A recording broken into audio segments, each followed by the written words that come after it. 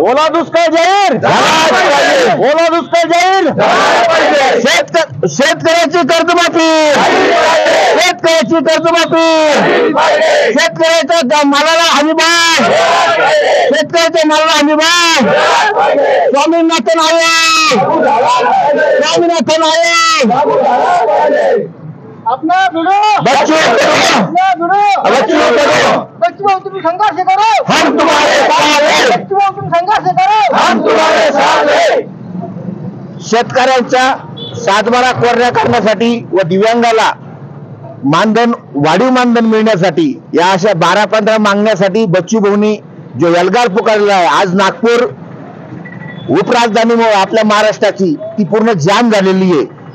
ते बच्चू भाऊ बिचारे जे त्यांनी स्वतः पायी, मला वाटतं 2 महिने अगोदर सुद्धा त्यांनी एक अल्टिमेटम दिला होता, त्याच्यानंतर आता पायी बैलगाडीचे ट्रॅक्टर यात्रा नागपुरात घुसली, परंतु शेतकऱ्याच्या विरोधी असणारं हे सरकार, हे मनोवादी देवेंद्र फडणवीस सरकार, याला शेतकऱ्याच्या बद्दल काहीच देणं घेणं नाही। निवडणूक आली की आम्ही शेतकऱ्याला कर्जमाफी देतो, शेतकऱ्याला म्हणजे मालाला भाव देतो, फक्त एक खोटं आश्वासन द्यायचं आणि खोटं आश्वासन देऊन फक्त मतं घ्यायची आणि जाती जातीत भांडणं लावून आपला फक्त जे सरकार वाचवण्याचं काम ह्या देवेंद्र फडणवीस आणि नरेंद्र मोदी सरकारचं काम चालू आहे।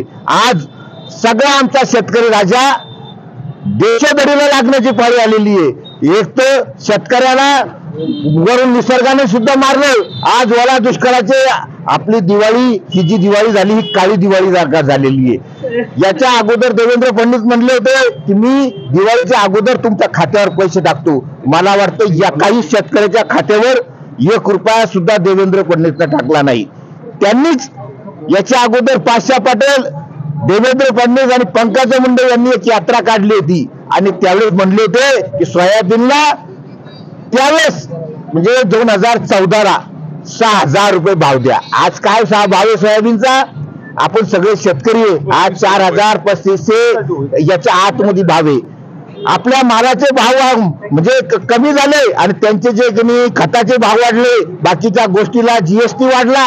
आज तुम्हाला काही जरी घ्यायचंय तर त्याच्यावर जीएसटी लागतो आणि शेतकऱ्याच्या मालाला 1 रुपयाचा जे म्हणजे भाव कमी होत चालले, त्यामुळे आम्ही त्या सरकारचा निषेध करतो आणि सरकारने आमचा अंत पाहू नाही।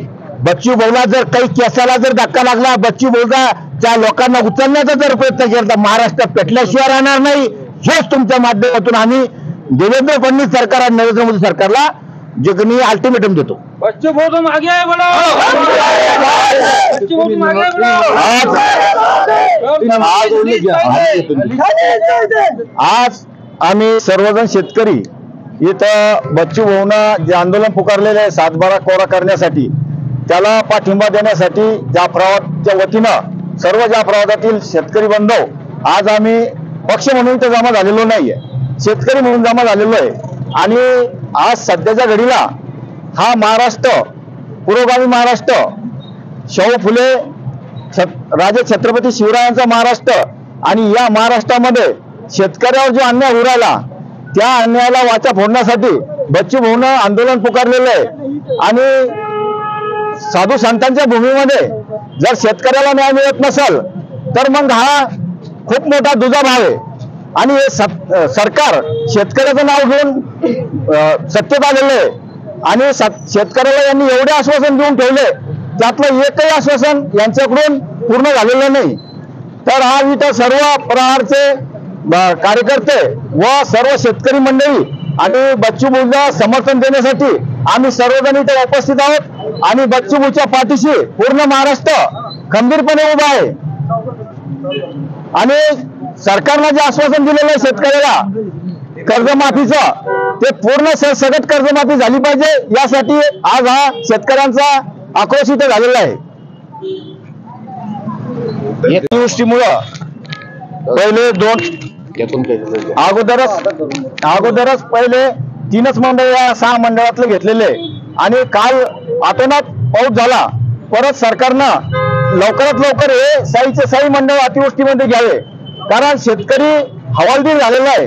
केव्हा कोणता निर्णय शेतकरी वर्ग घेतो कळत नाही आणि आत्महत्या वाढू राहिलेल्या आहे. त्यामुळं या सरकारनं लवकरात लवकर हे सर्व ओला दुष्काळ जाहीर करून शेतकऱ्याची सरसकट कर्जमाफी करावी अशी सर्व शेतकऱ्याच्या वतीने इथं मागणी आहे.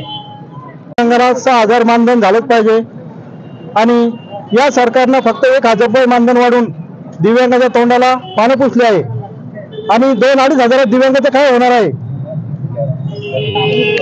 पूर्ण शेतकरी कर्जमाफी सुद्धा झाली पाहिजे.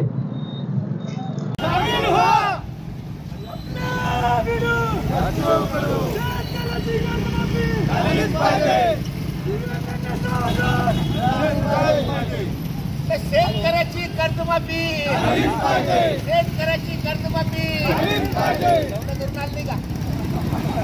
शेतकऱ्याची कर्जमाफी, शेतकऱ्याची कर्जमाफी. कोटाने सरकारचं करायचं काय? कोटाने सरकारचं करायचं काय? स्वामी वाचन आयोग, स्वामी वाचन आयोग. कोटाने सरकारचं करायचं काय? शेतकऱ्याची कर्जमाफी, शेतकऱ्याची कर्जमाफी. हे बघता काय? हे बघता काय? शेतकऱ्याला हमी भाव